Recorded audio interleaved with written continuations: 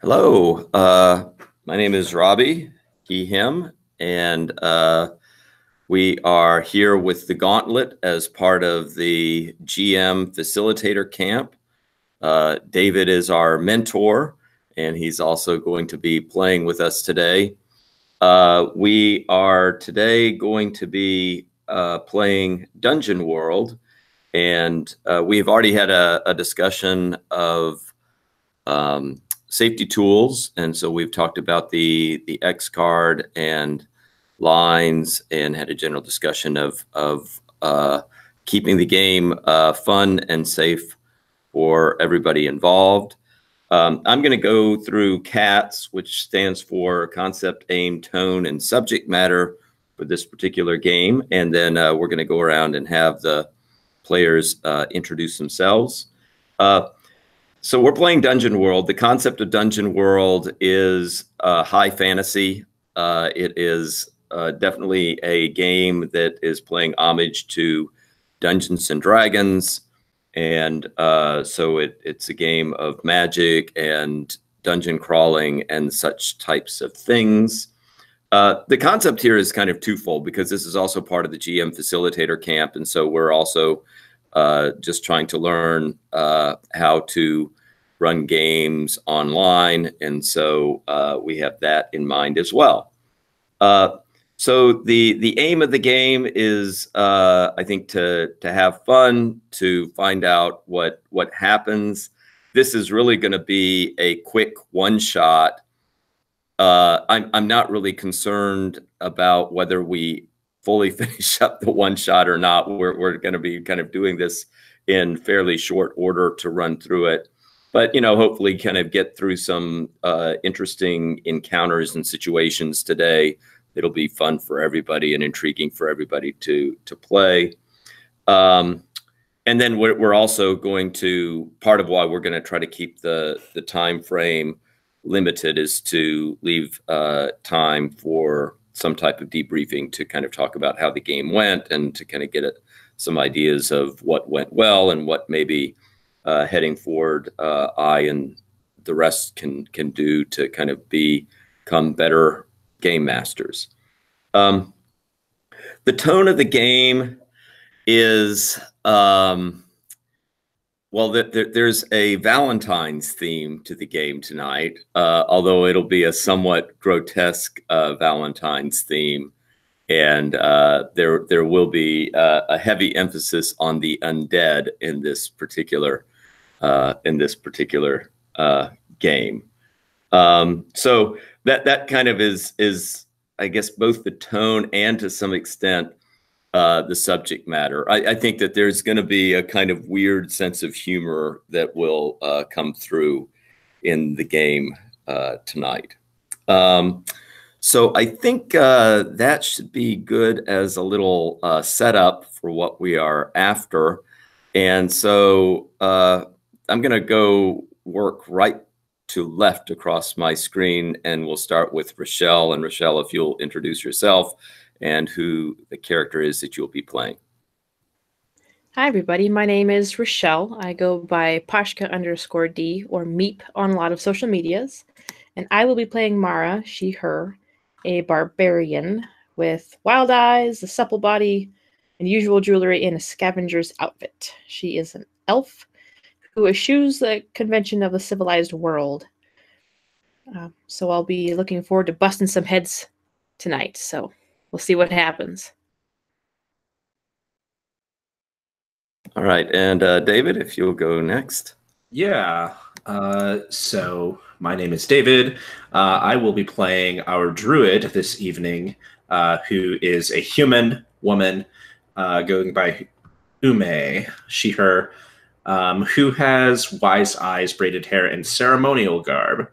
Her tell are her milky white eyes, as she is from the desert. So the sun has bleached her eyes nice and white, and no matter what form of animal she takes, she has those milky white eyes. Okay, and Alejandro. I'm playing Hall, the fighter. He's well built, he's dark, heavily bearded, and wears glasses. He thinks of himself as a connoisseur of arts and histories. So his flag is ask me about some sort of obscure history and then suffer through my probably wrong answer. He looks like a meathead and he thinks he's not.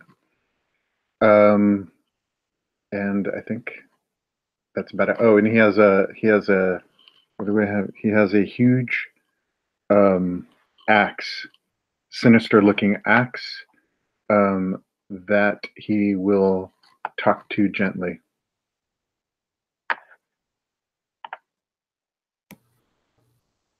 Okay, I'm just gonna make a little note here. All right, so the setup for this scenario is we're kind of starting in a city called Travasian, and for many years this small city was bustling, but off to the north, it was well known that there was a lick, a powerful undead, somebody who had previously been a powerful wizard, but who had kind of dabbled in some evil magic and became part of the undead and was kind of menacing the territory to the north of the city. However, very recently, a very powerful warrior named Illyrian defeated the Lick. And everybody in the city has known about this glorious defeat of the warrior Illyrian. And he, after that defeat, he took over the fortress castle of the Lick and claimed it for his own. And it also has come to light that Illyrian is now planning to get married. And he's going to get married to a very formidable wizard named Dalliant, who was actually involved in the defeat of the Lick at this castle. But the two of them are kind of renovating the fortress castle of the Lick off to the north of the city. And they have planned a gala to kind of celebrate their impending nuptials and to kind of show off what they have done to this fortress castle. And so you all have received an invitation from the herald of Illyrian the Fervent. And his letter, and let me go on and I will share this and I will have one of you read this. Let me see if I can get this technical detail worked out, because I should be able to screen share. Oh, I'm doing that bizarre thing.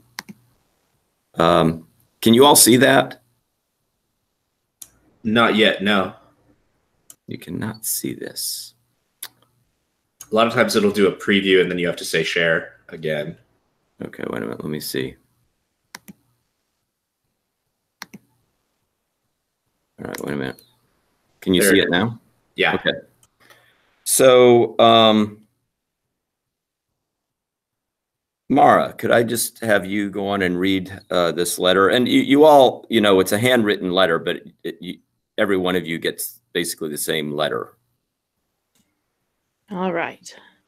Letter to the various members of the company. You have no doubt heard of my heroic victory over the Lich Prince. I'm not going to say that right. At last, the countryside has been freed from the malice of his powerful dark magician, and I am claiming his castle fortress atop Mount Amarata as the new home for me and my bride-to-be, the famed wizard Dalliant. Please join us On the evening of the full moon, to celebrate our impending nuptials, significant others are welcome.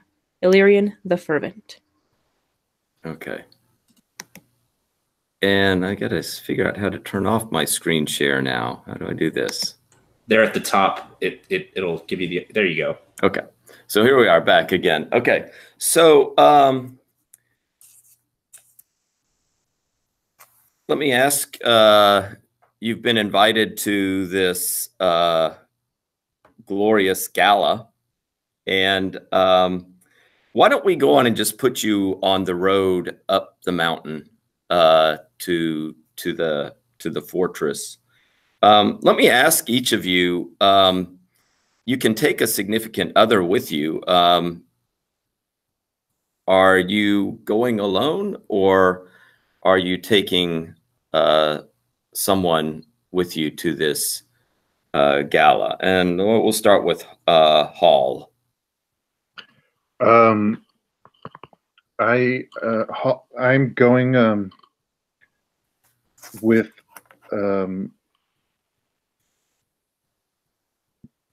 Jade, who is my squire, and yeah, he's a nice guy. Okay. And Ume? Well, not in the traditional sense, but I have a wonderful little golden barrel cactus that I've decided to bring with me. This cactus is pretty ancient, and we've had good conversations, so why not? Okay. And Mara, how about you? Mara is riding solo. Okay. And Mara, also, let me ask you, why would it be? I mean, Illyrian is known as an extremely powerful, experienced warrior. What was his connection with you that would have caused him to invite you to this gala? We did a lot of sparring in his younger days. I am long-lived as an elf, and I'm not quite as ambitious as he was, or is, I should say, but we did do quite a bit of sparring together. So that's how we've met, and we've kept in contact just with gentle, subtle jibes at each other, off and on. Okay. You all work your way up the road to the fortress. There are definitely signs that Illyrian has had workers out on this road to kind of smooth it out. You are climbing the elevation. As you get higher up, of course, the air gets thinner, it gets colder. You also start to hear the wind blowing as it passes over the rocks. And the sound of the wind is, I mean, sometimes it sounds like a regular stiff wind. Sometimes, though, there's a curious kind of harmonious sound that it makes as it passes over the rocks. The other thing that's very strange is that even though it is getting colder, and you can hear that wind really blowing, you don't really feel the wind at all. I mean, it kind of is, you know, you definitely see signs that it's blowing. You hear those signs, but it's on the road. There is something strangely still, actually, where you are, so that even though it's getting colder, it's not that real super biting cold that you would get if the wind was actually hitting you. Can I so for my master move, I can ask my weapon a question, and I'd like to ask a circumstantial question. Okay. And with asking the question, is that a move that requires a roll, or is it? Yes. Okay. Okay. So if you want to go on, and I shared you can either use the roll for your party, or if you have dice that you would like to use, that would be fine. I rolled a 5. Okay. And so I am trying to find this. On a 10 plus, you give me good detail. On a 7 nut to 9, the GM will give me an impression, and it doesn't say anything about the 6. And you have rolled a 5. Yeah, it was a really strong 5. Okay. Let me ask, what were you going to ask? Well, I mean, Weapon. I'm clearly very well informed on the history of this castle, and I'm not sure that it was the best idea to do this.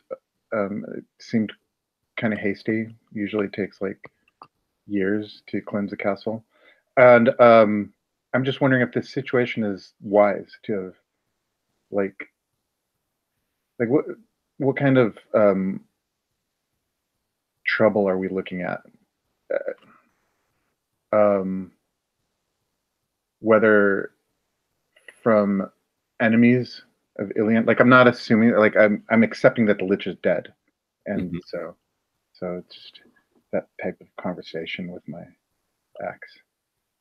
What I would say is, insofar as you get an impression about this, that the axe seems to reflect your own hesitancy about this, that the axe has similar questions, but it doesn't seem to, be answering your question, but just No, to say, yeah, you're that's answer enough. I knew it. It's confirming my suspicions. Yeah. okay. But I would say that as you work your way up,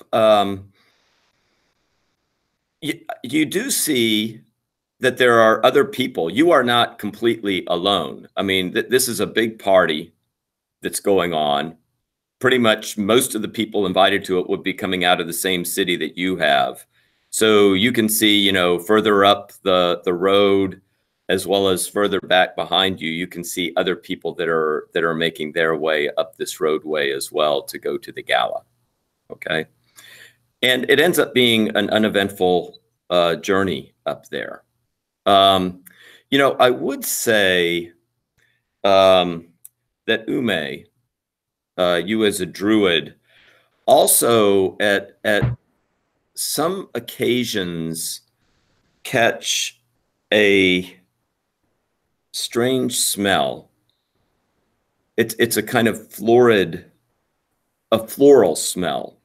It's very faint though. I mean, and it's momentary. That as you're working your way up, you get this smell of flowers that kind of quickly passes you by. But it's very kind of odd because it's very rocky here. And you eventually you're getting up above the tree line. And even after you've gotten above the tree line, there's a time when you kind of catch the whiff of flowers. But you see, as you're going up, you see the fortress ahead of you, and it gets bigger and bigger. And when you really get a look at that fortress, it really is stunning because it's kind of carved into the mountain, and it almost seems like that huge fortress would not, in terms of the engineering and gravity, it just doesn't seem like it would work to be kind of perched up there like that. But there it is. And the road kind of takes you up to the large entrance of this fortress. There's like elaborate kind of carvings in the stonework around the entrance, and there's this nice warm glow coming from inside the castle, and you are all greeted at the main hallway. There's a herald there who kind of greets you, asks you for your names, and asks if there is anything special that you would like him to say as he announces your presence to the party that is already there.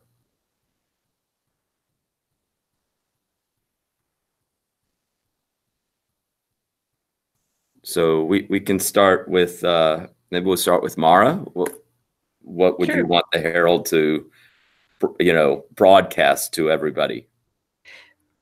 Remind me what the person's name is again. Illyrian.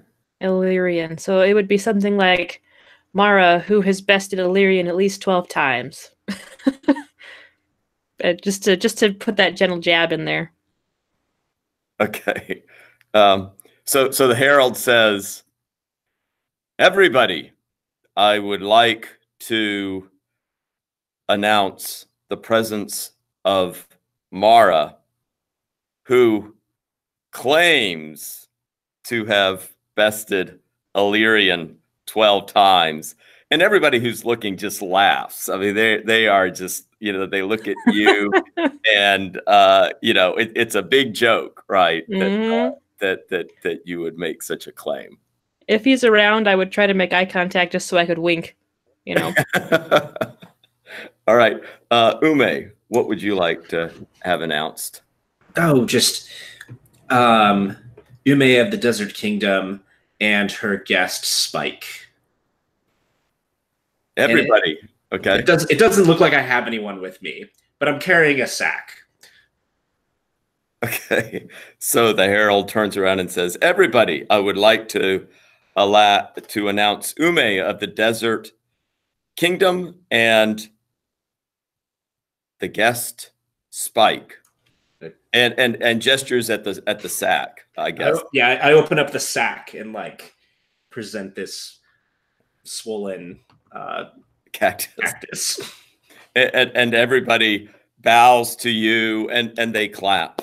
They clap when they see the cactus Spike. And Hall, what would you like to have announced?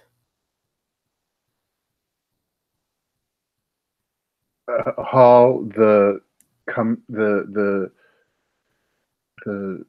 bringer of knowledge and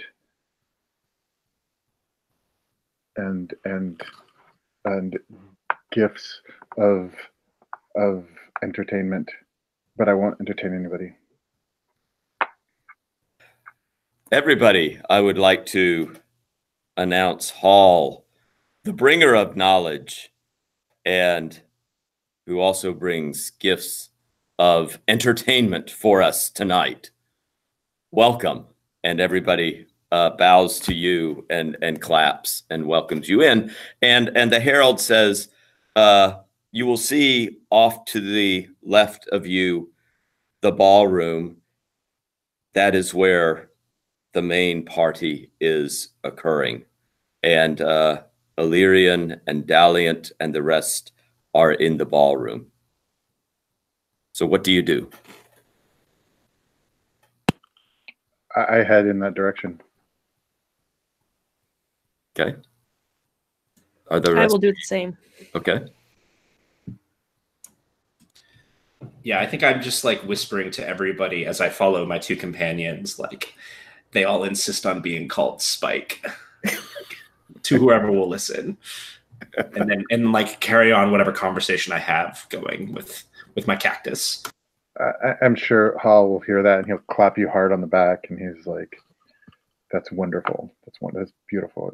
I appreciate that." All right.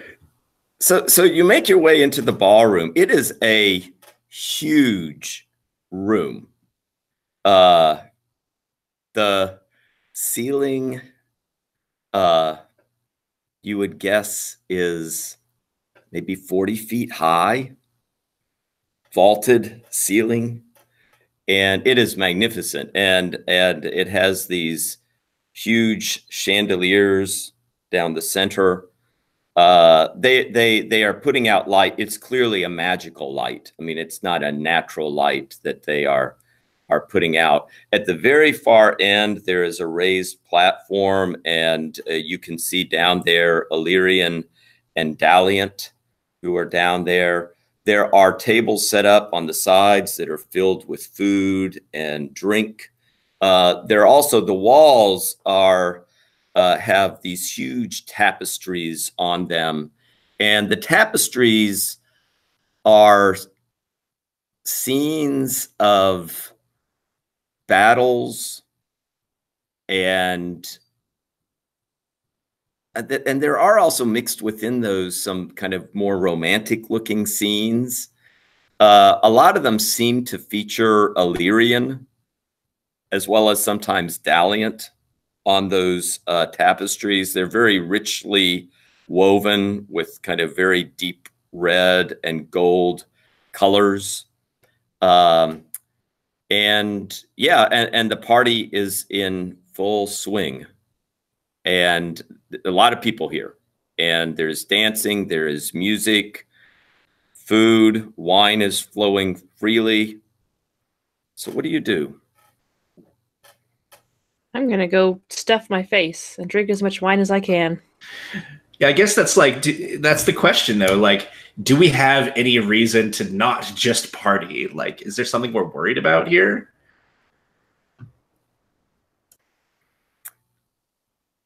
I mean, from just a glance, it looks like it's just a grand party that's going on.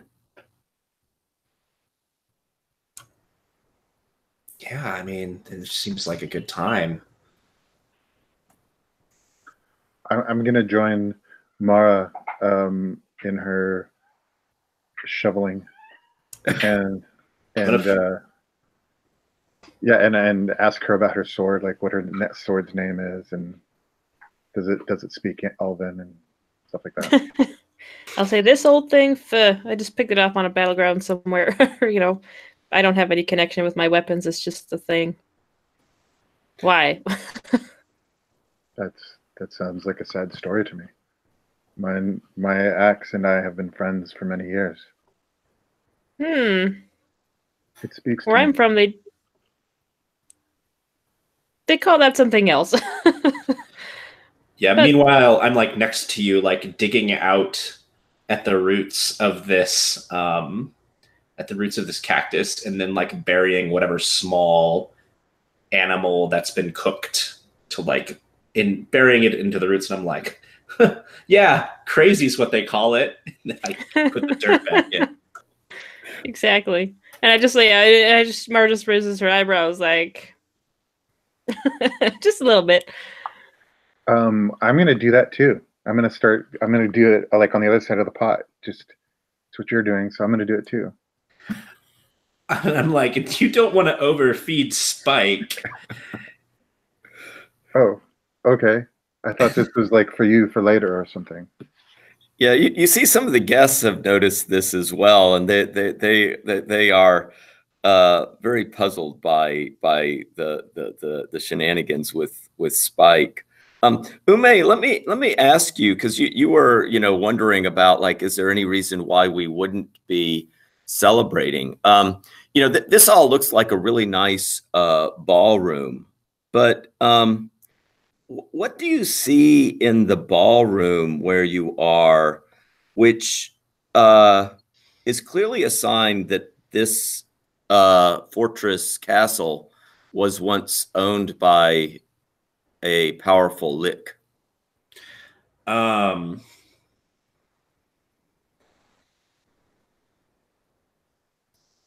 think there's like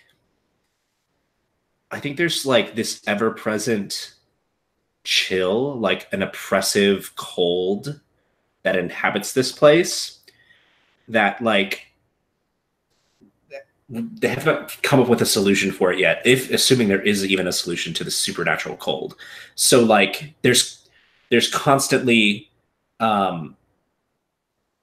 servants running to and from a cloakroom to whenever new guests arrive, to like offer them new cloaks to just shield themselves against the oppressive cold. And like everyone else is like politely ignoring it because they've gotten their cloaks and there's like a big fire, but like new guests are like, what's going on here? Okay. All right. So yeah, and I guess you all then feel occasionally a kind of strange chill as a result of, you don't know what, but possibly the fact that this was owned by a lich. And while you're kind of at enjoying, the food is wonderful. I mean, it is magnificent, and the drinks are Very good. The Illyrian has spared no expense. Mara, let me ask you this quickly. When you kind of glance down at Daliant and Prince Illyrian, what is the sign that kind of indicates to you that Prince Illyrian, just kind of by looking at him, tells you that this is a very powerful, formidable warrior? I think what I notice, and this is something that I would tell even just from my own training, is just the stance and the confidence that they have. It's not something that you can fake easily. I mean, anybody can carry around a big sword and wear armor, but there's a sort of grace and a natural movement, and just even being able to avoid the people that get close without even realizing that he's doing it. So if somebody who's dancing and twirls close, he just steps out of the way without even, realizing that it's something that he's doing and not even, making a big deal about it. So I think that's what she would notice. Okay. You all are enjoying the food, and I would say maybe 10, 15 minutes have passed, and suddenly, you've been kind of not really close to that platform yet, but you hear a loud noise coming from that platform at one point. It's surprising and shocking. You hear people yelling and screaming. And when you all glance up at what's going on, you see Illyrian, who has now a sword in his hand, and he's facing off against Daliant, except it's not Daliant. It's wearing the clothes that Daliant was wearing, but the form that is now inside Daliant's clothing is this gray, gaunt form with a kind of pinkish tinge. I mean, it's gray, but you can kind of see this kind of hue of pink as well. And this figure has long hair, but it's dirty, kind of matted, ugly hair. It is a female type form, but it does not seem to be a fully alive human form. And you hear that form yelling out, "Prince Illyrian, you may have killed my love. You did kill my love, but now you will suffer for it." And, Illyrian is bravely standing there, and he says, "What have you done with Daliant, my beloved?" And he then charges this figure with his sword. And you see him, hefting that sword up and bringing it down kind of on the joint between the neck and the shoulder of this figure. It looks like a clean hit, but this figure doesn't seem to move at all and only laughs and says, "Ah,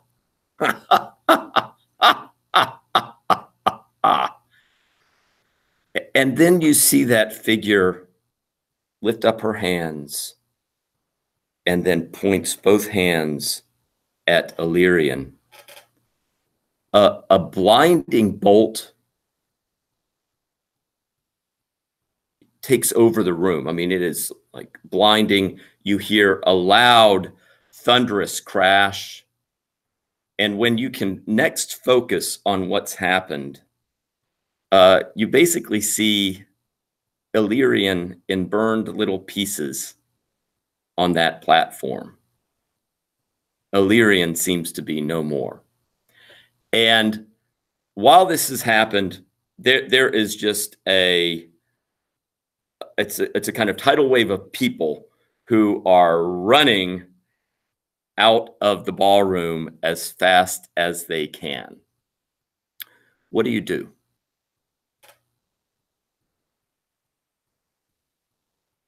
I will charge the person.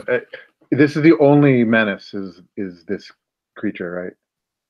This is the only menace that you see right now. Is this this creature that has just apparently burned Illyrian to a crisp? So my goal is not to engage this creature. My goal is to stand between the people and this creature so that people can escape. You know? Okay. Yeah. So that's I'm charging against the crowd to get to reach her, to kind of be a stand between. Okay. What do the others of you do? Ume drops the cactus and immediately like starts to transform into an armadillo lizard. Okay. Mara will be just like that thing where you're like looking and your eyes are so giant, but her mouth is just so full of food. It is like one pig in a blanket just drops out. She's like, and then she'll close her mouth, chew real fast, and then jump down there as well. But she will try to square off against this figure. Now, did she drop his, or did she incinerate his weaponry as well, or is?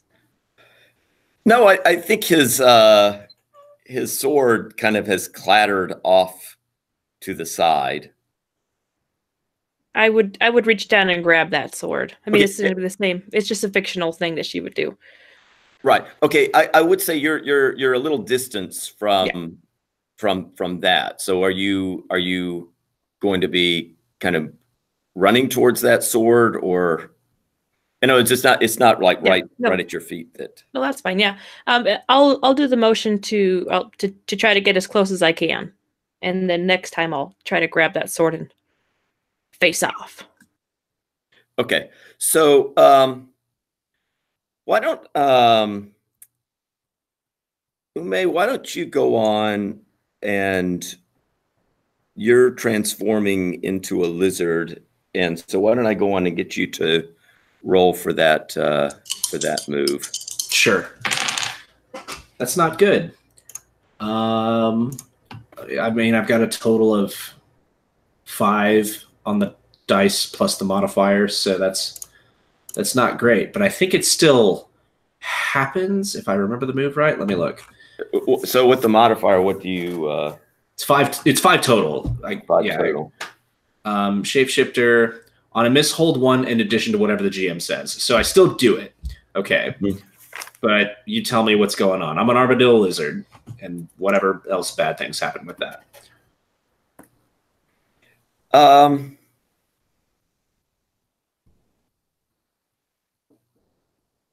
So you do change into a lizard. Now, tell me, like the armadillo lizard, what does it look like, and what is its size? An armadillo lizard is like, I think it's a little bit, it can grow decently big. Not like massive, but, you know, a foot about. No, I'm sorry, smaller than that. It's pretty small, half a foot. And its thing is it's like armored, and it can roll up as a defense mechanism, but it's a lizard. So it's fast like a lizard, but can protect itself like an armadillo. Okay. So what I would say is that at least initially, you take that form, but there's like a swarm of bodies that is running past you. And so you have to spend a little bit of your time right now kind of dodging and these people, and also just not being able initially to get a really clear view from your position down there of what exactly is going on. Okay. Wouldn't it be faster for him actually? Like if he like traveled under the tables, he can like. If he wanted to do that, he could try to, you know, on the on the side, try to get under those tables. Yep. It'd be like a little bowling ball just rolling through there. Why not? Pinball. Which pinball? There we go. Okay, let me here's what's going to happen. You know, the people are leaving, and Hall, you are trying to attract the attention of this being. Why don't I do this? Hall and Mara, why don't you give me a roll and apply your charisma modifier to the roll. So 2 dice 6. And if you have any pluses or minuses with the charisma, tell me what you get. I rolled a 10. So does that mean I killed her with my smile? I rolled an 8 plus 0. So 8. Okay, so Hall, you have attracted her attention, and you see the look in her eyes change. She's not going to attack you, but she says to you, "You look lovely. You will certainly do as my next companion. Come with me, and you can join me for eternity, and we will claim this fortress for our own." And she starts to walk towards you. Now, I do have a thing called What Are You Waiting For? Which is when you cry out a challenge to your enemies, roll plus con. So that is something that I could do if we wanted to pursue that, but it can wait to interject if need to.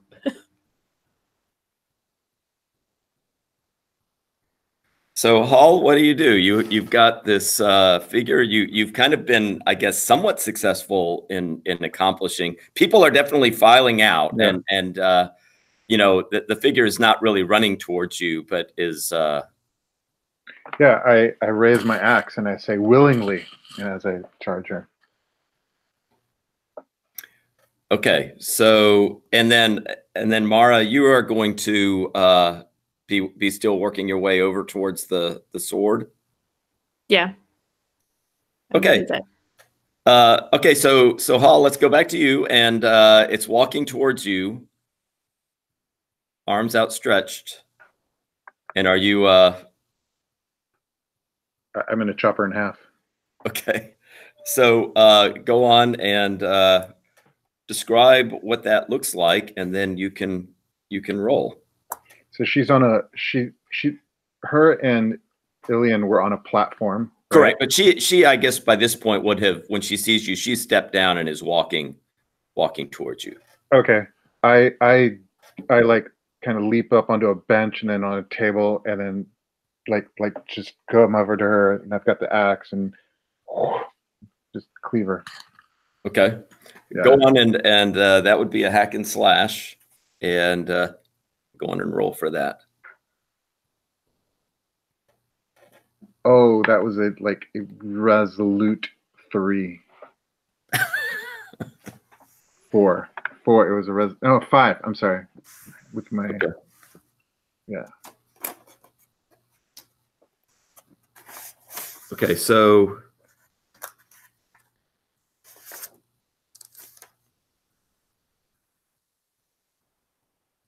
right. And then, okay, with the 5 on the hack and slash, do you? Let me just remind myself of the. It doesn't have any kind of dictated outcome. Right.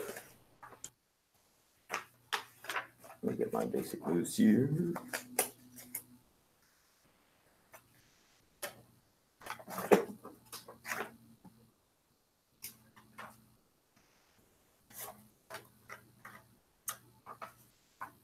Okay, so you hit her, but it's really just a glancing blow. You kind of lose your balance a little bit, as you're being somewhat acrobatic with this, and it does not come off the way that you had intended, and it just kind of glances off this figure's shoulder, and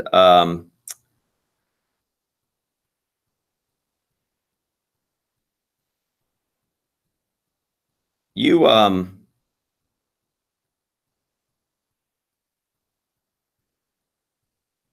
see her raise her hands and point them at you, and there's not a blinding flash of light or anything, but you instantly feel very, very sleepy, and you kind of drop down to the floor and are, I would say, almost unconscious, and you're also somewhat paralyzed down there on the floor next to her feet now. So, Mara, you see this. What do you do? I will, if I'm in reach for that sword, I will grab it, and I will hold it out with 2 hands, and I would like to use my move, What Are You Waiting For? So cry out a challenge to your enemies and roll plus con. Let's see here.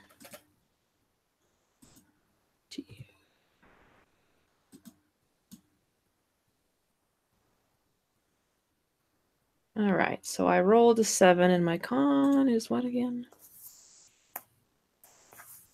It's plus 2, so that would be 9. Okay. And it says, on a 7 or 9, only a few, the weakest or most foolhardy among them, fall prey to your taunting. So, sounds to me like that probably wouldn't be describing her, but I will still shout an insult like, oh, I've known Illyrian since he was in diapers, and and how dare you betray him like this? I knew he had bad taste, but nothing like this. This is terrible. Yeah, you capture this figure's attention. She looks at you, but she instead of like going after you, she has reached down and taken Hall by one of the legs and is now moving off to the side of the room right now with Hall. And Ume, I'd say at this point, people have kind of filed out, and you are down there as a lizard, and you can now see what you see Hall, who is paralyzed, being dragged off by this figure. You see Mara challenging this figure. What do you do? So whenever I change into a critter, the GM will tell me moves associated with my new form. I would request a move, scurrying up rocky surfaces. Does that sound reasonable? Yeah, that sounds something that a lizard like this would do. Okay. I think a skeletal form is a rocky surface, and I would love to scurry up the inside of the skeletal form. And that will spin my hold, and I will transform back into a human. So I'm not sure exactly what that will do to this creature, but I'm willing to risk it. Yeah, so I think it's skeletal. It's not fully skeletal. It has some pieces of flesh, but that looks like there may be some holes in there that you could scurry into. I think what I would say is that would be it sounds like defy danger dexterity to let's see what happens. Better results on dice. No, I did not get better results on dice. I've been meaning to melt these down for about a year or two now. So that's a 5 total. So there it is. All right. So what I would say happens is, you are able to kind of scurry up to that figure, but you're really unable to find. I mean, you were trying to get inside the figure, right? Well, if it was skeletal, I was going to try and climb up its rocky surfaces and spin my hold to do that. But if it's not, I guess not. But I mean, you kind of get up to the leg of it as it's kind of moving off to the side, and kind of scurry up a little bit, but you're not able to kind of hold on to it, and it kind of it feels you, and so it kind of slaps you down to the floor. I mean, you are not successful in accomplishing that. By this point, the figure has made its way between two of the tapestries on the wall, and it knocks the wall, and there is now, you hear kind of a little bit of grinding of stone on stone, and there's this opening in the wall that has now appeared, and it is now making its way through that opening, still dragging Hall along. So what do you do? Who's the question to? Well, Hall, right now you're still paralyzed. So I would say that you could yell something, but in terms of your ability to kind of move right now, you're pretty limited right now. And is it Ume's action or Mara's? Well, let me know both of you what you would like to do at this point. Yeah, Mara would definitely follow and try to attack this person again. Okay.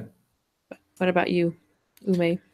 Well, I just changed back into a human, so I flopped on the ground pretty hard, but at least the lich is ignoring me. So I might try and transform into like a desert elephant in case we need to keep this passage open and need something sturdy to do it. I think that's the idea. Trying to think quick here. Okay, so Mara, let me go on and we'll go to you first. And so the figure it's taken it a second at that doorway. So if you want to run over and try to do something to it, you would have, I think, a shot at that. Okay, and I had forgotten that as a barbarian, I have Herculean appetites. So while pursuing one of your appetites, if you would roll for a move, instead of rolling 2d6, you roll 1d6 plus 1d8. Mm-hmm. If the d6 is the higher of the pair, the GM will also introduce a complication or danger, and that's on my character keeper sheet. So I think that my appetites, they were pure destruction and fame and glory. So I think that this would be considered pure destruction. Appetite for destruction. Okay. So you'll roll a d8 and a d6. Are you using that sword? Is that what you're... Yeah. Okay. All right. I've got the d8 on there, but I haven't done my d6 yet. Reroll selected. All right. So I got an 8 and a 6. So I got the top on both dice. So there's not an additional complication or danger that comes with that. And I think, would that be just for hack and slash, right? Yeah. Okay. So, I guess, I don't know. Would it be? Because this says roll plus strength. Sorry, this isn't a class that I'm super familiar with, so I appreciate everybody's patience. But it is my goal to destroy it. Mm-hmm. And rescue my compatriot. So I guess if it'd be for one of my moves. So in that case, then it will be the what are you waiting for? So I'm going to try to, I guess. Bill, that would have been plus con. Sorry, I think I got myself really confused here. But we'll do it for the what are you waiting for? So I'm trying to get it to stop. And my con is, what is it? Is +2, so I think that I'm successful in that. Okay, so just describe what this looks like then. I mean, what are you waiting for? You are issuing a challenge, is that correct? I think so, and I'll say, hey, I'm the one that's going to fight you today. You're not dragging him anywhere. And so just one of those things where I plant my feet on the ground and I've got my sword pointed straight out and I'm just like, you're not taking Hall anywhere. Okay. And what Get back here. What does it say on what are you waiting for if you roll high? It just says on a 10+, they treat you as the most obvious threat to be dealt with and ignore your companions. Take +2 damage on going against them. Okay. So you issue the challenge and you have managed to get the attention of this creature. Awesome. And so it kind of stops in the doorway and turns to you and says, "Would you like to join with me instead, little one?" I'll be like, nobody call me little. And I will charge and attack, but that can be next round. Okay. So the Ume, you're in the process of trying to do a transformation. Yeah. Okay. Why don't we go on and get you to... Let's do something better, dice. There we go. We're looking at 11. Which is going to give you 3 hold, I think. Yeah, holding 3 as a desert elephant. So... I mean, I would say... Associated moves? I would say trample maybe would be 1.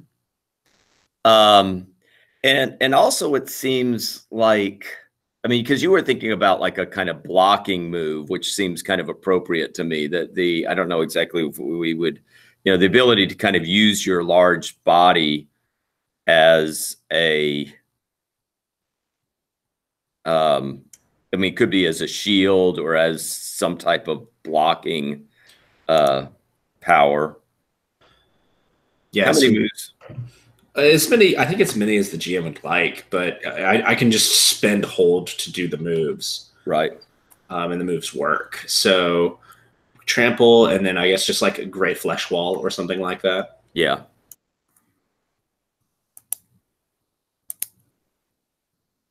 Cool. Then I mean, the creature is like currently somewhat unsure of what it's about to do, and it's questioning Mara, right? Correct. And it's kind of standing in the door. Correct. That it was about to go through, but because of the challenge, it has now been kind of distracted from that and is looking at her. Okay. Then I guess my next thing to do would be to spend a hold to trample it and get it away from my companion Hall. Okay. So let me, why don't we go on and do that move now? Hall, I'm sorry that you're still incapacitated. If you would like to say anything during this, you feel free to say something, but he's just going,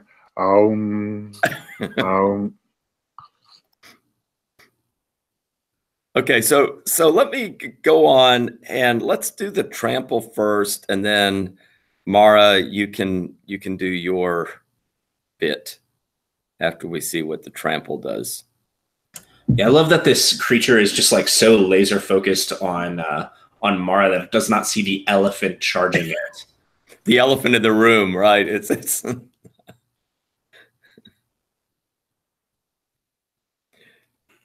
So I think we would treat this. I mean, why don't you describe what it is that you're trying to do? And I think it's going to be a kind of hack and slash move. I mean, so I trample it because I spent the hold and I did the move. And I think that just means like walking quickly over as an elephant and like standing in the doorway and then like knocking it over and trying to like step on it with, I don't know, hooves? Is that what you call it? Elephant feet? I don't know. Yeah, I don't know. They're not paws, but yeah, they're not hooves. They have toenails. Yeah, they're just feet, I think. Yeah. All right. So why don't you roll a hack and slash on this?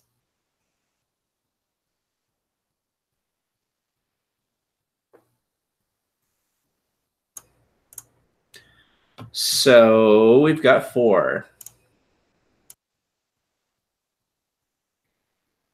Okay. You rolled a 4? Yeah. Okay. So you're trying to trample it, but it does notice the elephant in the room now. And so while you're approaching it, it has taken notice of you. And when you kind of get into kind of trampling mode, I think what it's going to do is it's going to kind of dodge back through the doorway to it's able to get out of your way without taking any damage. And it's going to kind of do that kind of dodge to get out of your way. So, you're now kind of in that kind of doorway area. I think that the elephant, you're kind of large. You're not going to be able to easily fit through that doorway. I mean, you would have to kind of really squeeze yourself. And Mara, what do you do at this point? Well, so it appears to me that this undead creature is retreating back through that door. Maybe? Or Yes. just is Yes. at least out of the way there. And it has also released Hall because of your distraction. So, Hall is also somewhat under the a little bit in danger of that elephant, but I would assume that the elephant is taking some care not to trample on Hall's body down there. I will I will try to get Hall. I'll drop my sword and I will go grab Hall and pull Hall to the side so that Hall can be safe. And then maybe do the thing where I'm like, hey, snap out of it. Okay. I'm like, I've got his sword and I'm like, ooh. Because he talks with his sword, so maybe his sword can do something about this. I don't know. It's all voodoo to me, so. Okay, so you managed to do that. And you hear this figure yelling from, you can't see it. I would say, Ume, you can kind of see it. There's a passageway back there where it was trying to grab Hall. But you see that figure kind of moving away, but it is angry, and it says, you have not seen the end of this.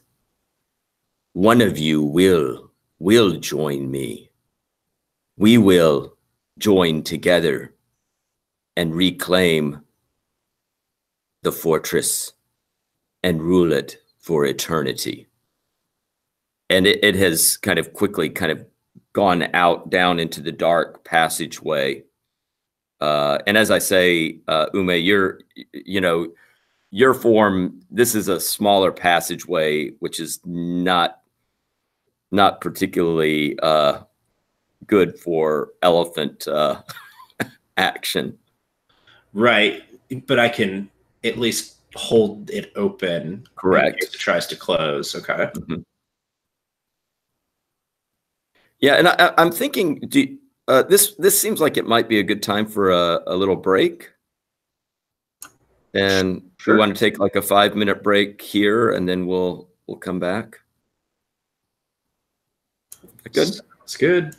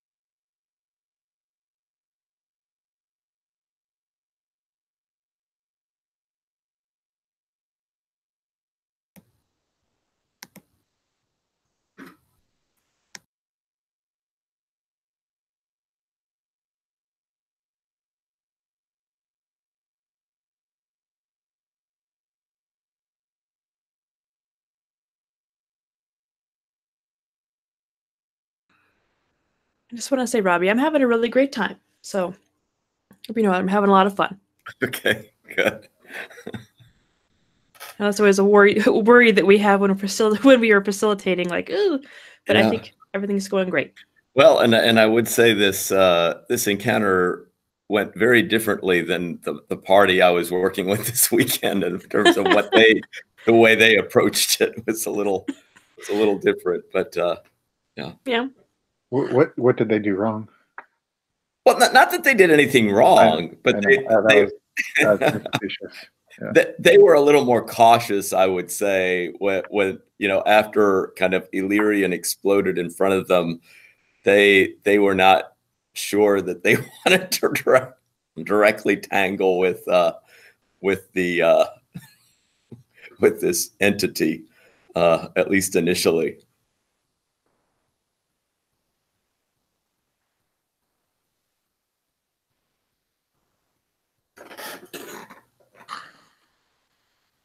Yeah, so they were actually, I mean, the entity was trying to get one of them, but they decided to at least run away initially, and they're still playing out the scenario. So, but at least right now they kind of escaped her. But they didn't have a druid to take a elephant form either. So, okay. So the situation now is that Lich entity has run off down a somewhat narrow passageway. Ume, you can see that there is a definite slope downward to this passageway that she's making her way down. And Hala, you are starting to get some movement back and some feeling back to your limbs and your body. So it seems like if you know this is going to be gradual, you know. So it will take a few minutes for you to kind of get your faculties back.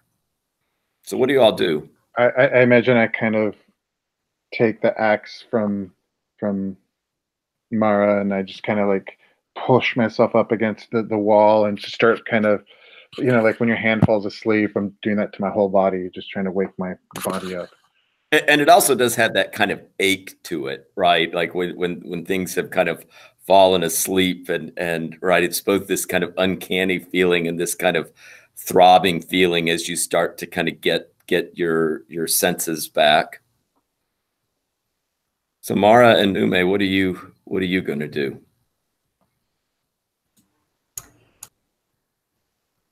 Now, Ume, are you trying to keep that passageway open? Yeah, I'll just hold it open to let you two in, unless I can just like smash it to where it can't possibly close again, and then I'll transform back into a human. Whichever of those two circumstances it needs to be. Yeah, I was gonna say maybe we could like knock a table over and jam it in there so the mechanism can't close or whatever while Hall is recuperating. Yeah, catch our breath.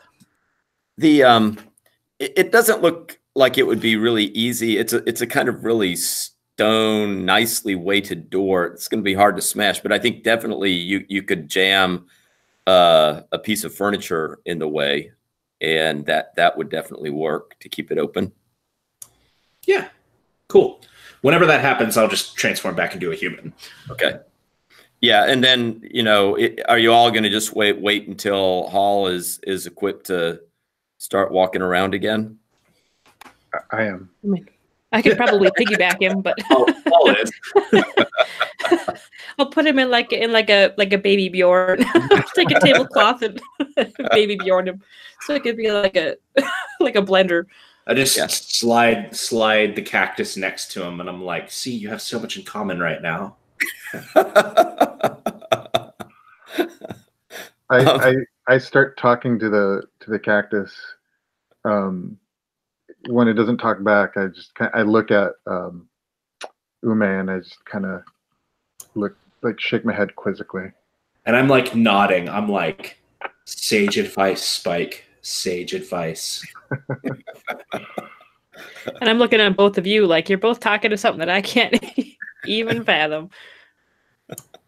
All right. And, I'd say it's about, 12 minutes or so. And, Hall, finally, you're maybe not 100%, but you're feeling like, you can definitely, walk, keep your balance. And so what do y'all do? You have this door that is now effectively jammed open by a table. You don't hear that figure anymore, right? By this time, it has it's silent down there. And nobody has come back to see what's going on in the ballroom. I mean, you get a sense that the guests have really decided that they were going to pack it home early. Yeah. Well, I'll approach the entrance and I'll start to talk to the stone of this place. Because I've got Thing Talker. That's my advanced move that I've selected. And I'll talk to the stone and see if I can convince the stone to tell me where this creature went. I look at my axe and I go, he talks to everything. He's crazy. Okay, if you want to roll for that. What would you like the roll to be modifier-wise? You know what? It doesn't matter. I got snake eyes. Did I mention I've been planning to melt these for at least 2 years? Why do you still have them? Well, they just make life so interesting. So with this, I'm going to find the druid. So what does this mean for the druid? Well, Thing Talker just means I can do Spirit Tongue with inanimate objects as well. And Spirit Tongue just means I can talk to things. So whatever role you think would be appropriate, if you think this is dangerous, or it requires charisma or something. In any case, it doesn't matter. There's no way I'm getting above a 6 on this. Okay, so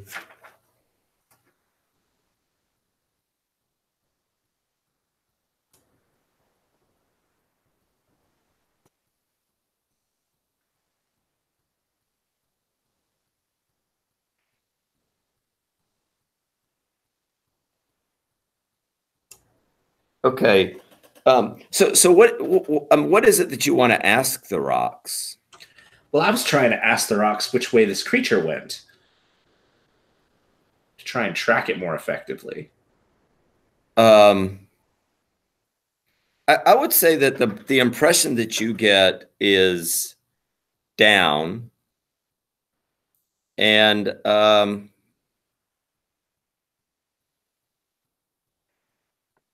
they also the rocks also give you an impression of wetness.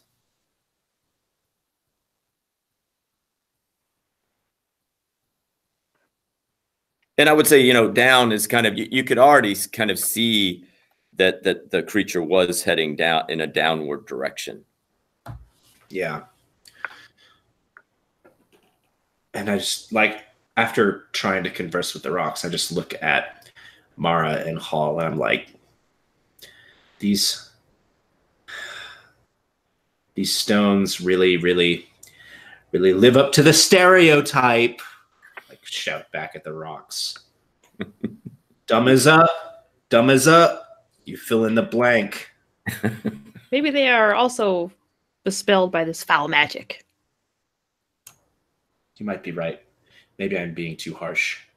You're always entertaining to have around. You lift my spirits. Thank you.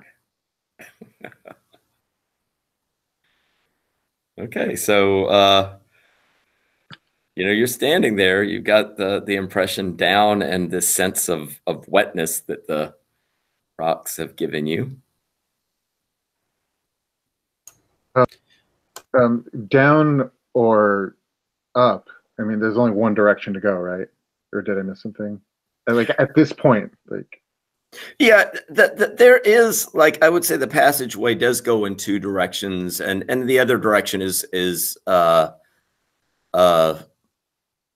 I would say more a kind of flat direction that seems to be that would be kind of following, at least initially following along with the side of the large ballroom that you were in.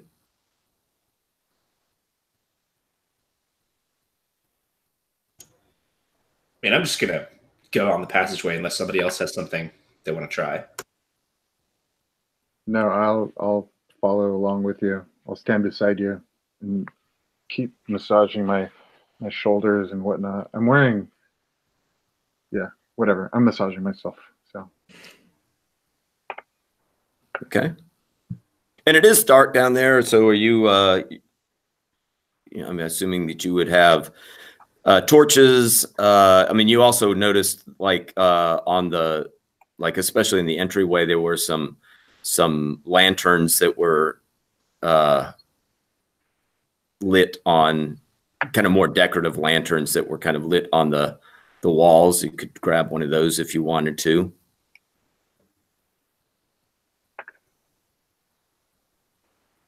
Well, of course I'll grab a lantern if they're just there for the taking. Okay.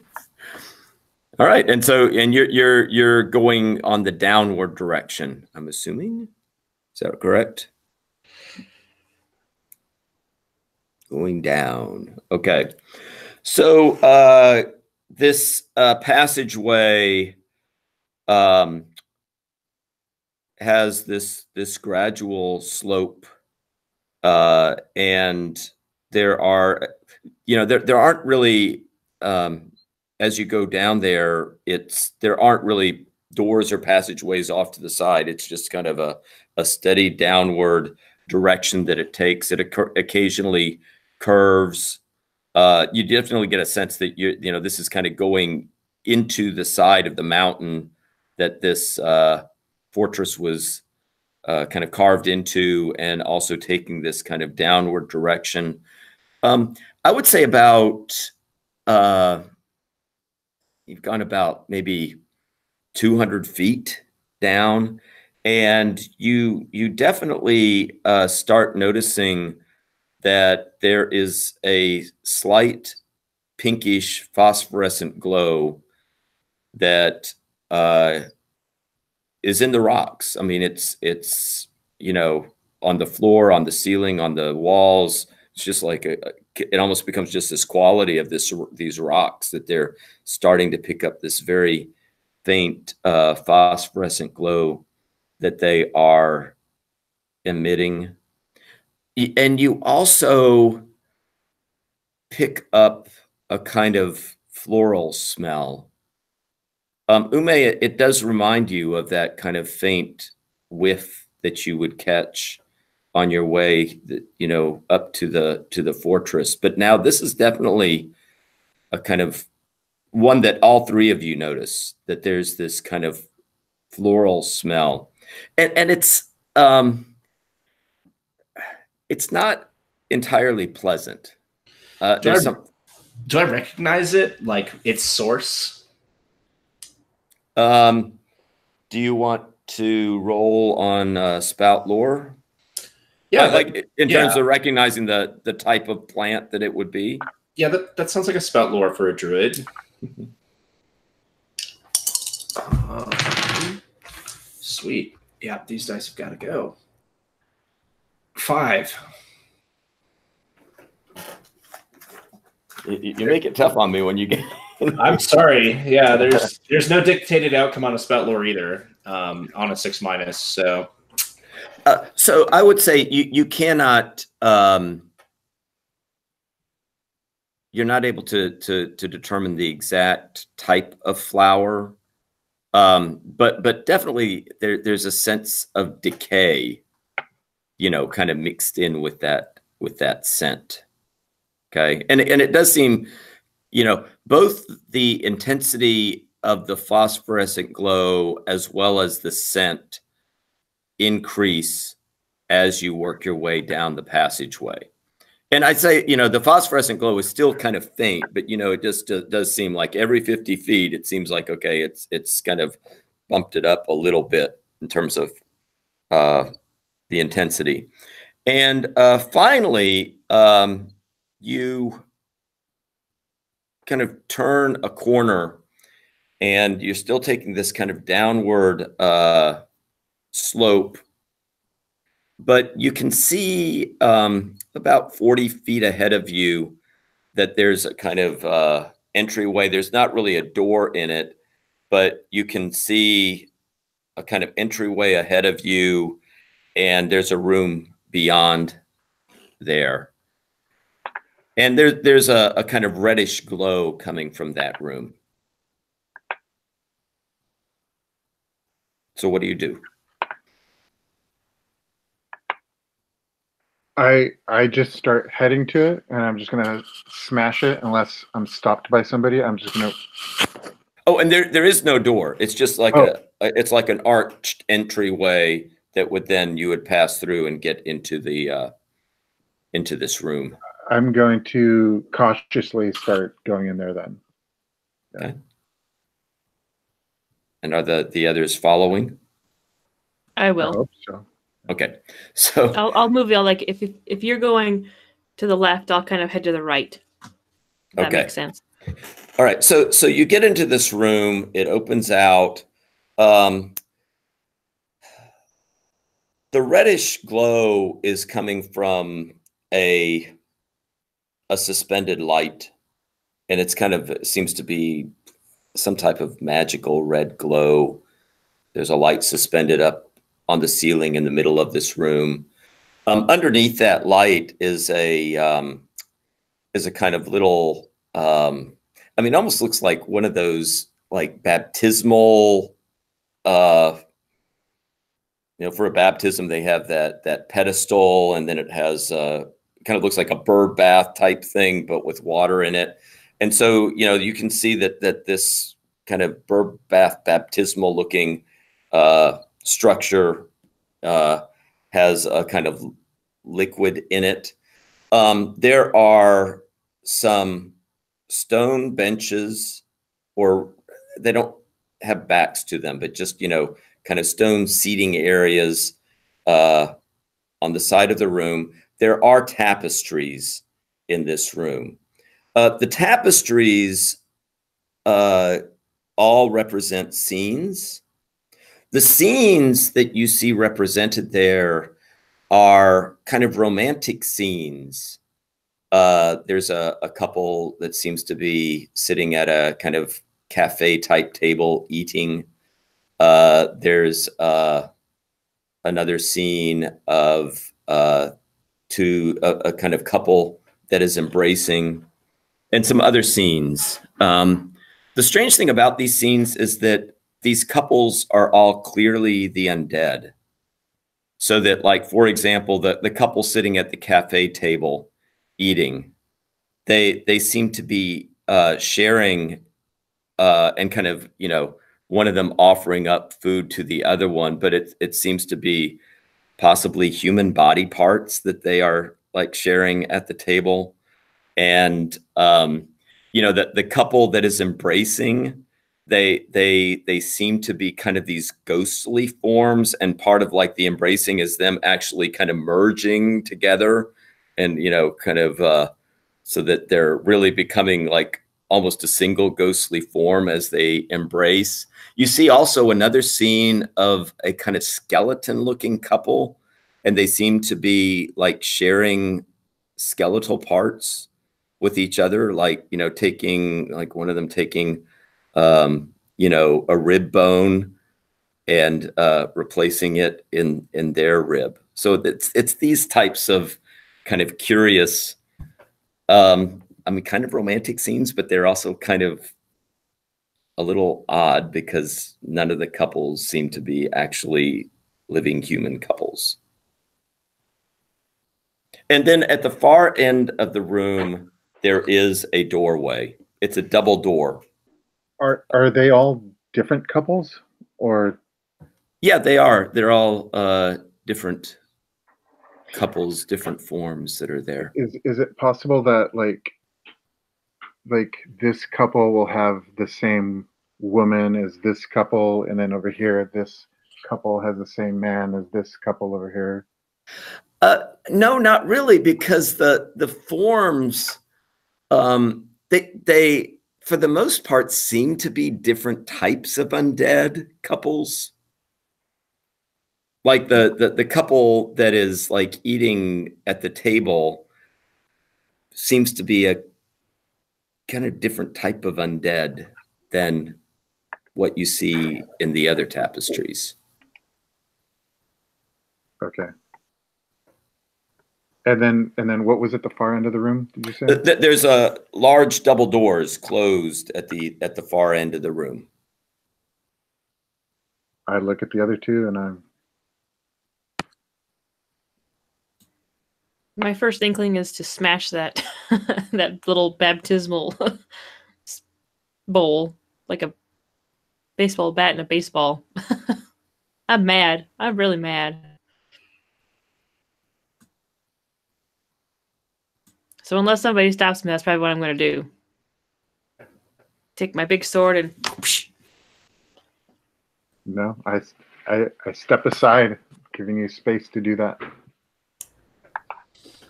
All right, so you're going to take... You're using that sword that Illyrian had to smash this? Yes. And my weapons have forceful and messy tags, whatever that means. Okay. Does the barbarian, I mean, I know like the fighter has the bend bars, lift gates move. Does the barbarian, do you have like a destruction? I mean, and you have the appetite for I have appetite for destruction, yes. But I also, pure destruction is my Herculean appetite, and then the appetite for destruction. But that gives me a defenseless enemy with a melee weapon. You can choose to deal your damage or roll plus dex. I mean, if you wanted me to roll, I could. It seems like it's just an object that I could probably smash. Yeah. No, I think you're able to kind of smash this. I would say you're doing it with this sword, and swords hitting stones is not always something that will kind of blunt the instrument. But the sword does seem to be very, very strong in kind of putting up with this, the mighty blows that you're striking. And you are able to kind of pulverize this thing. There is this liquid, and it kind of falls out onto the floor. Mm-hmm. It's like, take that. Ume is distressed by the waste of water. And the water does have like it looks like water, but it also definitely has a pink cast to it.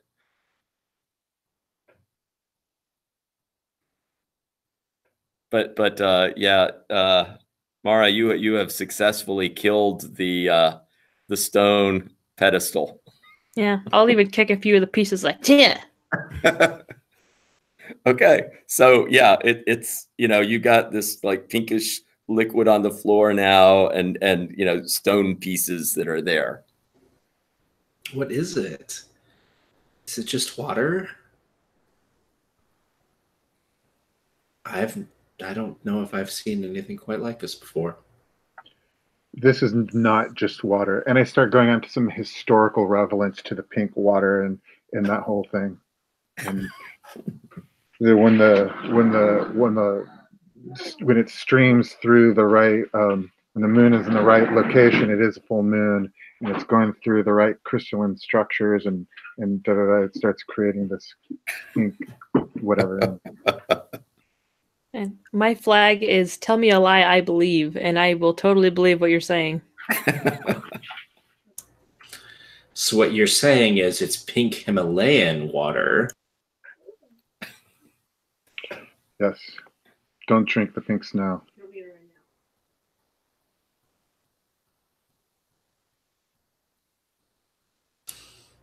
Okay, so right now you've got the pulverized kind of baptismal container now in pieces at the floor. no sound, really that you hear. You don't hear the lich or really anything else. It's really quite still here.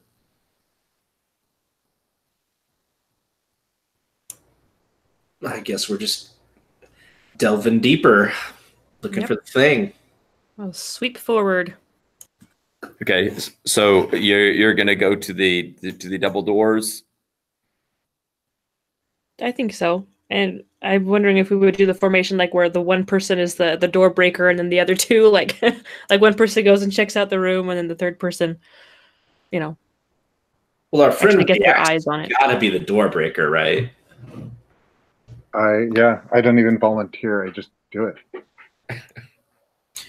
Just a long speech about pink water, and we're like, and then you just go running towards the door with the axe. Yeah, maybe not running, but quite deliberately. And Hall, are you going to try to break the doors, or are you just trying to open the doors? Why open doors when you can break them? Okay. And you're going at him with the axe. Is that what you're gonna? Okay. So why don't I get you to roll the bend bars, lift gates move? That seems most appropriate here. So you'd roll plus strength.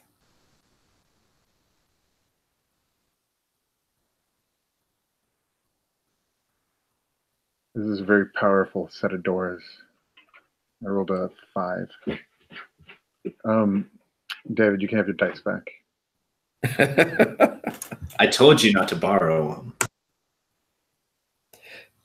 Yeah, so Hall, you kind of go at it. The doors are locked, and you kind of go at the doors with your axe, and it's not, the first blow was not what you were expecting. You do feel like, okay, you will be able to kind of make your way through these doors. It's going to be noisy, though, and it's going to take you a little bit longer than what you had thought it would. So you, ka-gunk, ka-gunk, right? We've got like the lumberjack now, ka-gunk, ka-gunk, going at those doors. Needless to say, if you were hoping for a surprise attack for somebody on the other side, that is gone. But you are able to eventually, after taking, about a dozen good hacks at the door, it starts to split apart and you can kind of barrel your way into the other side. You find a group ready there to meet you, though. You find a set of skeletons. They are animated. They all have a very pinkish glow to their bones. And it's very clear that these skeletons have engaged in some of that swapping of skeleton parts that you saw in the tapestry. So, you see heads on, like a head on one that seems kind of not the right size, like a really large skeleton body, but it seems like it has this diminutive size head on it. Bones that just don't seem to be quite the right proportions, quite the right size. And there are 6 of these skeletons. They are all holding swords, and they are also holding hands in pairs. So, you have 6 of them, but they're like couples, right? And so, they would be holding each other's hands, but also coming at you with their swords. I would say that the room itself kind of looks like a crypt room where there are these like holes in the sides of the walls, which is where like caskets or something would be placed.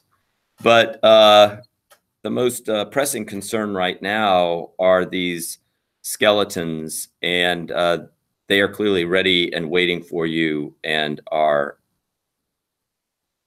now approaching with their swords. What do you do? I just go. I smash the doors. I see them, and I go straight at them. I'm a heartbreaker. Okay. So let me ask Mara and Ume, what are you going to do? I'm going to do the same thing. I'm just swinging like a baseball bat with this giant sword. All right. And Ume, what are you going to be up to? I think I'm actually going to take a step back and try and evaluate the situation for what it is. 'Cause something seems off about this. Okay. I think it would make most sense for Hall for you to get, I mean, you were the one breaking through the door, so you're the one kind of closest to them and you're kind of ready to go. You know, and I would say, you kind of have a couple to the left of you, you have a couple kind of straight on you, and you have a couple off to the right of you. I'm going to go straight in the middle and get the two in front. Okay. So why don't you go on and you can roll for a hack and slash and tell me what you got.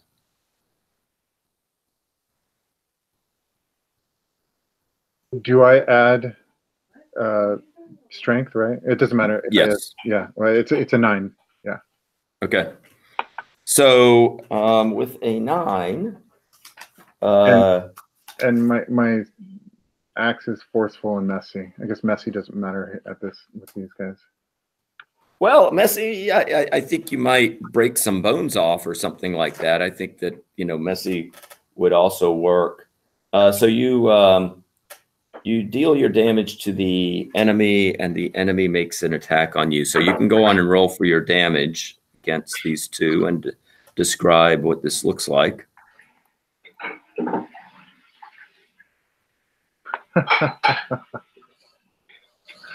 I messily chop off one of their pinkies.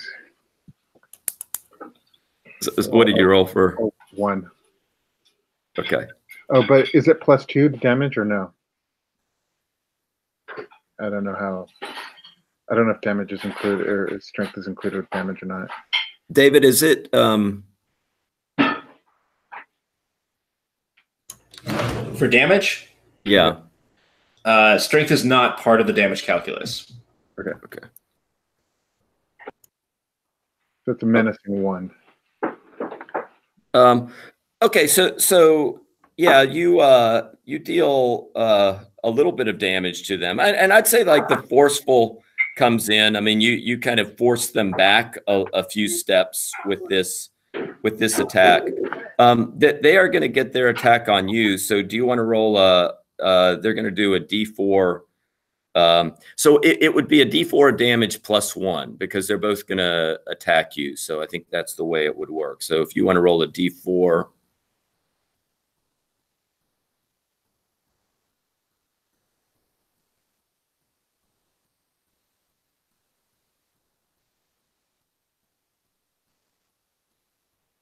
A 1. Okay, so they do 2 damage to you. And then Mara, you're kind of right behind him. You've seen him kind of take a swipe and kind of force those two back. You see a couple to your left, a couple to your right. Okay. I will also hack and slash. Using my Herculean appetite, I will roll a D6 and a D8. And let's see here. For hack and slash, I roll plus strength. Okay.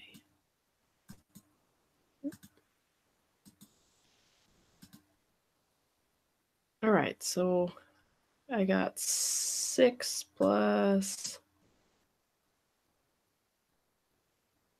1, so I got 7. Okay, so you're going to get to do your damage. Okay.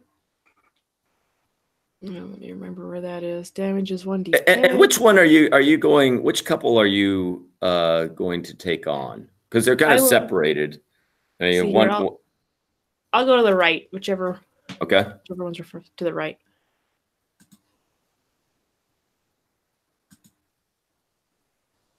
All right, so that's a 6. And let's see here. I've got to scroll back down. And that's forceful and messy, I believe, as well. Yeah, forceful and messy. And I get +1 damage. So a 7. 7. Okay.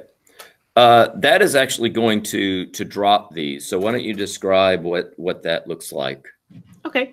I kind of like the baseball analogy where I've just taken it and I just do this big swing and it crunches right through them.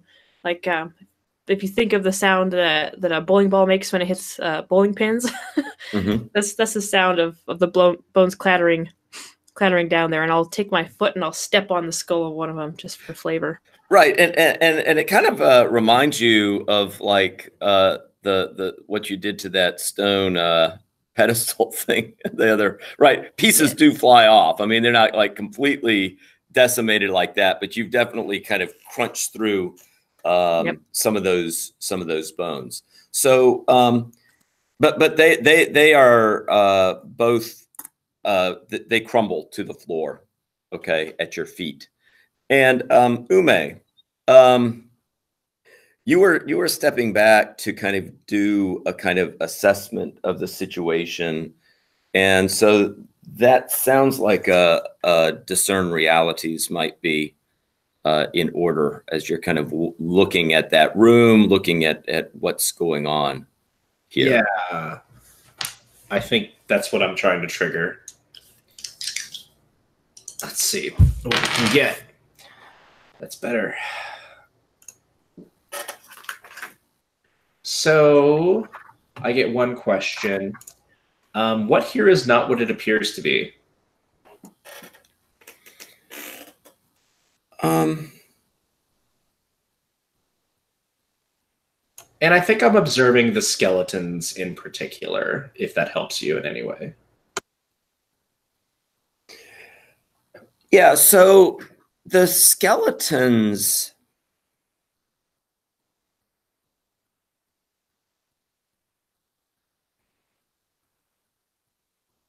okay, the skeletons do not seem completely mindless. I mean, you saw them holding hands. They definitely seem attached to each other. And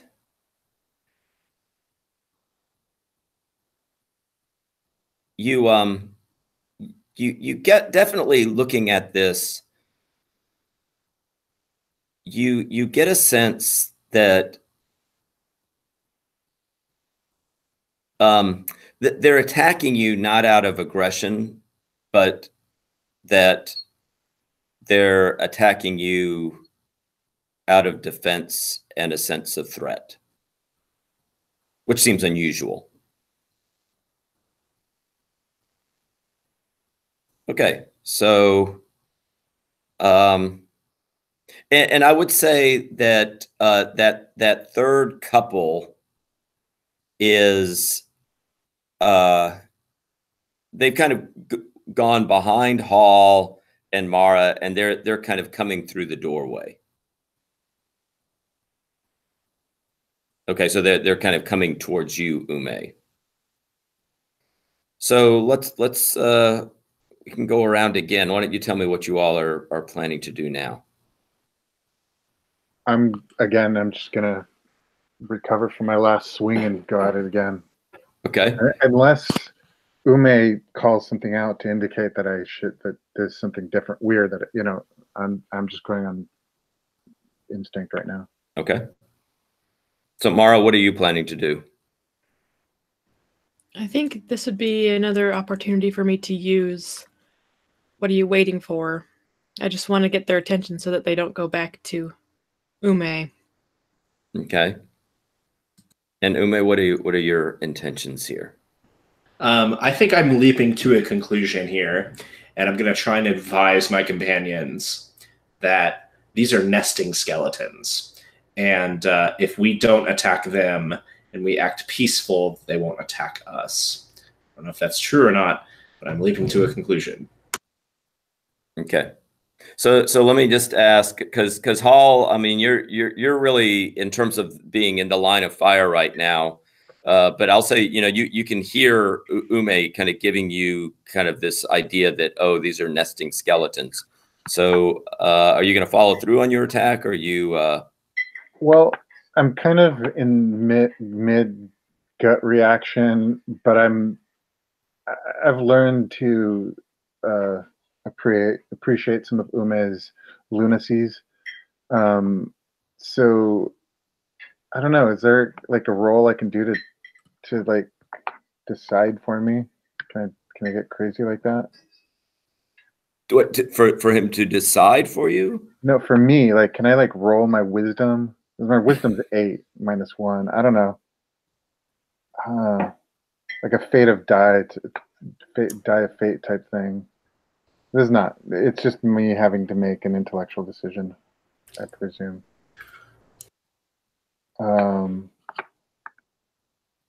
Yeah, I would say it's really just your choice as to what you want. You know what I'm gonna do is I'm gonna change my attack. Like I'm gonna change my attack, and instead I'm gonna like use my like change my axe into like kind of a battering, like a bar, and I'm gonna try to like pin them up against the wall.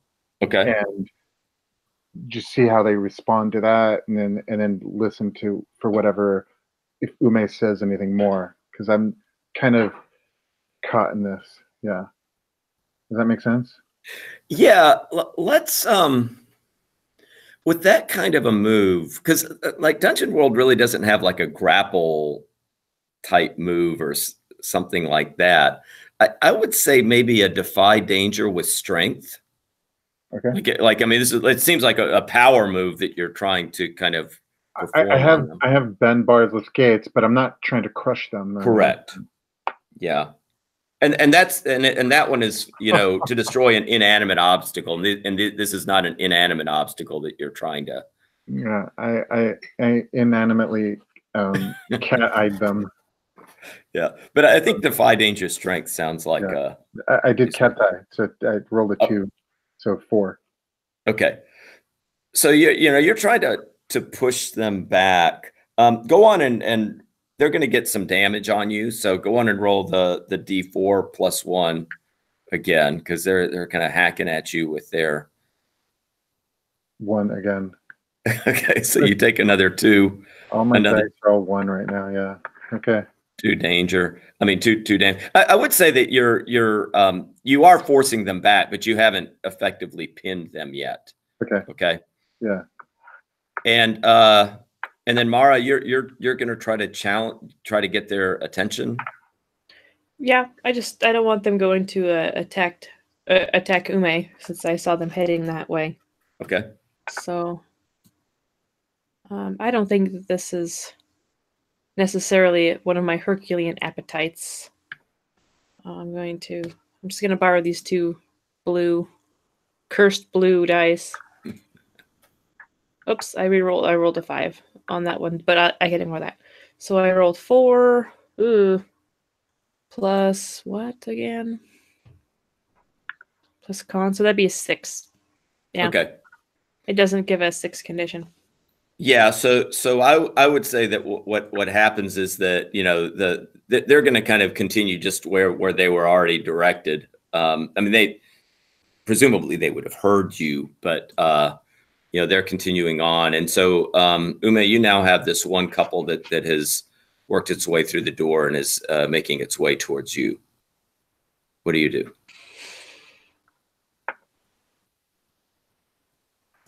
I'm like trying to backpedal and give it its space and see if it will respond to like a non-threatening presence. Okay. And what you see is you're kind of backpedaling, and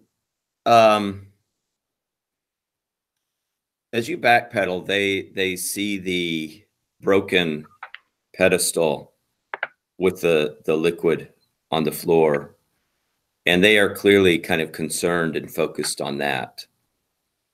And they kind of look at each other, and then they look at the floor, and you see them kind of moving towards you, but it's clear that their focus is mainly on that pedestal and the kind of liquid on the floor that they're focused on.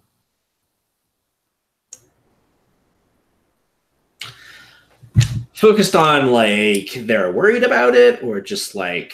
Yeah, they do seem, yeah, they do seem concerned. Okay. It's hard to detect like the facial expressions of a skeleton because they don't have any, no flesh to make. But yeah, they do seem like their focus is on that floor. I'll like sling the bag off my back that has the cactus in it and like try and scoop up as much as the water as I can, and then like hold it out to them and see what they do. I would say that when you do that, I mean, you're not really able to get much water there, but when they see you kind of doing something with the liquid, they also kind of bend down with their, with one hand each and start to kind of pat some of the liquid on the floor. I mean, they're clearly trying to kind of, and you see them even kind of rubbing some of it on their bones. Okay.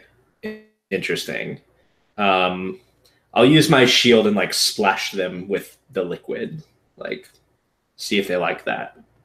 I would say that, again, hard to read their expressions, but when you do that, they are really not attacking you anymore. Okay.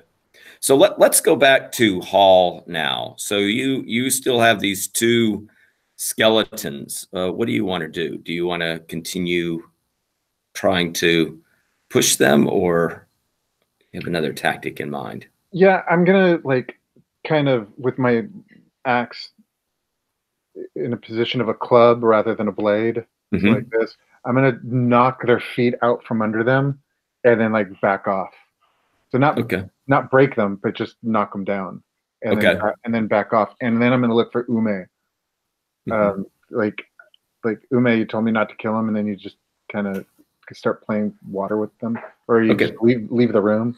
Okay, let's do another defy danger with strength and see whether this maneuver will work. Because you're not trying to damage them so much as it is to... Yeah, 11. Okay.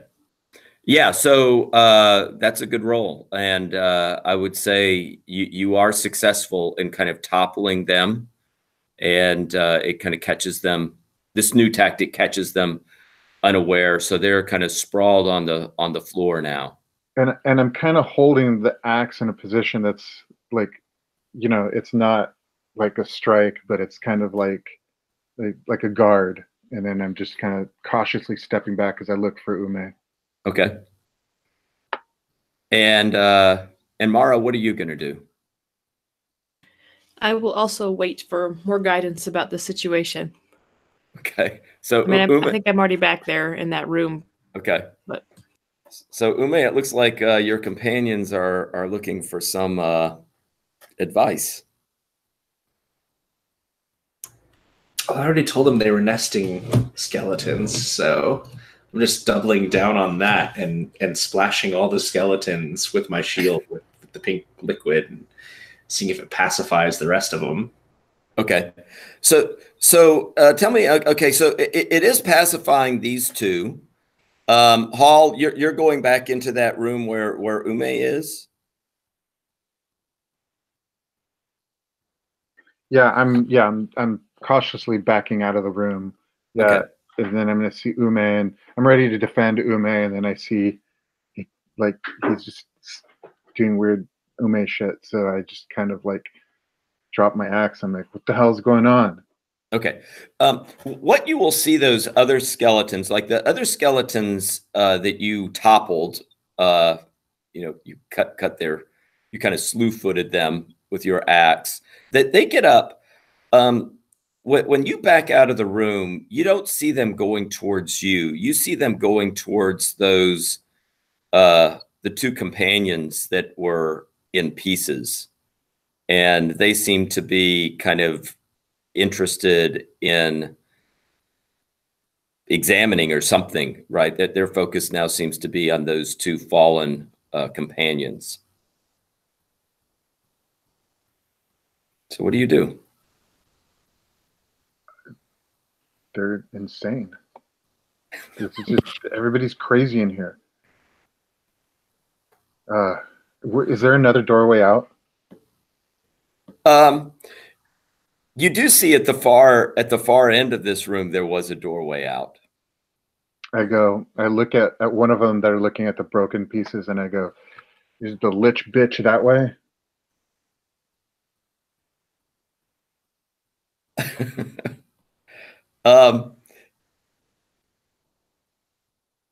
I mean, they look at you, and they don't respond, but they do start picking up the pieces of some of the bone pieces of their fallen companion. And I'll just move forward. I'll just move on. Okay. And then attack the door. All right, let's get you to roll. You want to again like pulverize the door? Yeah. Okay, we'll get you to do the bend bars and lift gates again. 9. All right, so you get to choose 2, which right. would be it doesn't take a long time, nothing of value is damaged, it doesn't make an inordinate amount of noise, or you can fix the thing again without a lot of effort. It doesn't take a long time, and it doesn't make an inordinate amount of noise. Okay. So you have kind of opened up that door, and there's like another passageway again heading downwards. Okay. So I look over my shoulder to see if they're coming. I'm going to wait for them to come, but I'm ready to just keep going. Okay. I will join you. And Ume, what are you doing? You see the two that have picked up some of the pieces of their companions, and they picked up a few pieces, and they're now coming into your room with holding some of their bones from their fallen companions. No, I think I'm doing something super valuable by distracting these skeletons by splashing them with pink water. So I just stay where I am and keep doing that. Okay. I'm not entirely sure that's actually what's happening, but I'm not going to risk it otherwise because it's keeping them occupied. Okay, and what you see these other two do, they start putting those bone pieces kind of. I mean, it's not really a pool of water, but they're putting the bone pieces on places where it's wet, so that the bone pieces can touch the water. And after they do that, they kind of go back in the room to gather some more pieces of their skeleton friends that have fallen.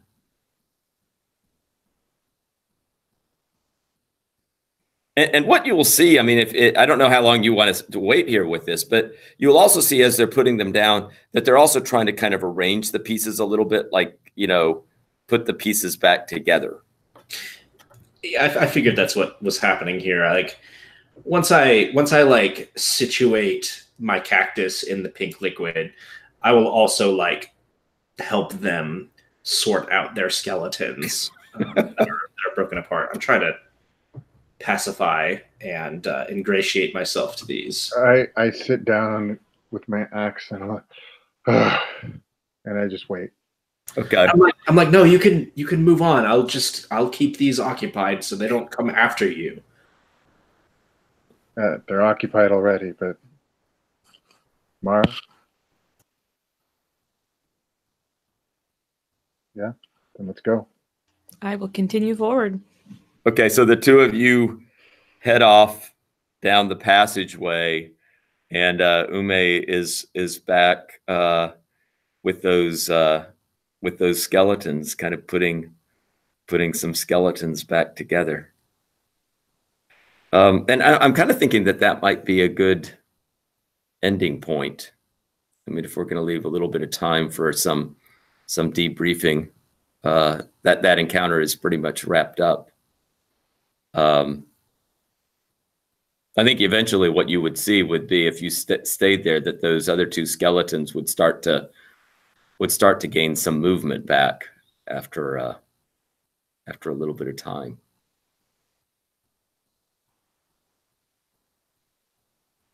Well, that's great. We just wait all night waiting for Ume to skeletons, and then we go kill the lich. Yeah, so I mean, you know, I have other encounters, but yeah, so yeah, but I think, yeah, for the purposes of this evening, that's probably a good stopping point. So do you want to take a break, or do we want to? Would it be best just to go directly and do a little discussion of? I would like to go into the discussion now, and okay, so I can do something before it closes. If I just could have 1 minute, like 1 minute, 2 minutes. That's okay. it. Okay. Cool. Do you want to stay live, or do you want to shut that off? Yeah, no, I think, yeah, maybe go on and shut it off for now. Because I can stop the broadcast and it will still be here.